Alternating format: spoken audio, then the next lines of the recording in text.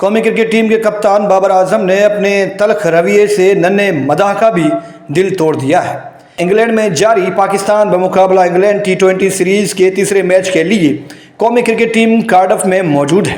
اس دوران social media پر بابر اعظم کی مختلف ویڈیوز وائرل ہوتی نظر آئیں، جس میں انہیں اپنے مداحوں کے ساتھ تلخ رویے پر شدید تنقید کا نشانہ بنایا جا رہا ہے۔ قبل ازاں بابر اعظم کی ایک ویڈیو جنگل کی آگ کی طرح پھیلی، جس میں انہیں ٹریننگ سیشن کے لیے صوفیہ گارڈنز کے باہر آتے دیکھا گیا، جہاں اپنے پسندیدہ کرکٹ کو دیکھنے کے لیے ایک جمع خفیر پہلے سے موجود تھا۔ جیسے ہی بابر اعظم باہر آئے، اس دوران مداح ان کے ساتھ تصویر اور ویڈیوز بنانے کی کوشش کرتے رہے۔ اس پر بابر اعظم نے جھنجھلا کر پوچھا کہ 2 منٹ دو گے یار، 2 منٹ دو گے، میرے اوپر مت چڑھو، 2 منٹ دو۔ بابر اعظم کے اس رویے کے بعد مزید ایک اور ویڈیو سوشل میڈیا پر سب کی توجہ حاصل کر رہی ہے۔ بابر اعظم کے اس رویے کے بعد مزید ایک اور ویڈیو سوشل میڈیا پر سب کی توجہ حاصل کر رہی ہے، جس میں ان کا اپنے ننھے مداح کے ساتھ نامناسب رویہ لوگوں کو ناراض کر گیا ہے۔